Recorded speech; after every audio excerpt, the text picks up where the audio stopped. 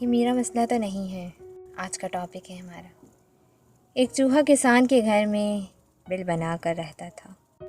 ایک دن چوہے نے دیکھا کہ کسان اور اس کی بیوی ایک تھیلی سے کچھ نکال رہے ہیں۔ چوہے نے سوچا کہ شاید کچھ کھانے کا سامان ہے۔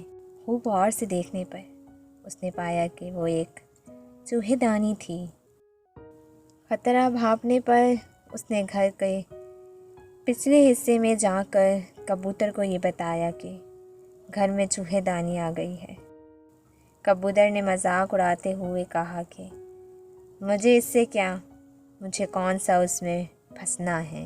مایوس چوہا یہ بات مرغی کو بتانے گیا۔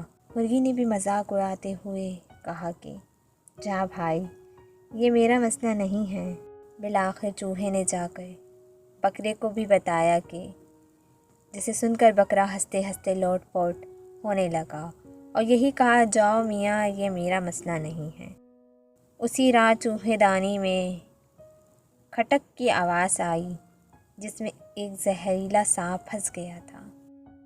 اندھیرے میں اس کی دھن کو چوہا سمجھ کر کسان کی بیوی جب اس کو نکالنے لگی تو سانپ نے اسے ڈس لیا۔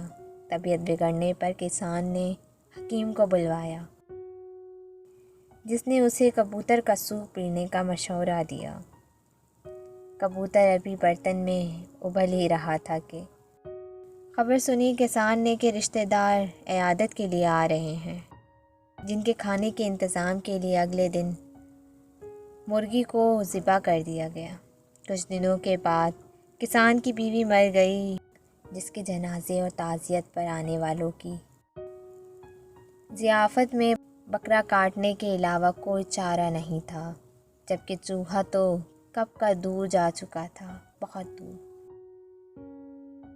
لہٰذا اگلی بار اگر کوئی آپ کو اپنا مسئلہ بتائے اور آپ کو لگے کہ یہ میرا مسئلہ نہیں ہے تو انتظار کیجیے اور دوبارہ سوچیے کہ کہیں آپ سب خطرے میں تو نہیں ہیں، کیونکہ اگر سماج کا ایک حصہ یا ایک طبقہ یا ایک شہر بھی خطرے میں ہے تو یقیناً کہ پورا ملک خطرے میں ہے۔ ذات، مذہب اور طبقے کی دائرے سے باہر نکلیے، صرف اپنی ہی ذات تک محدود نہ رہیں، دوسروں کا بھی احساس کیجیے، کیونکہ پڑوس میں لگی آنکھ آپ کے گھر تک بھی پہنچ سکتی ہے۔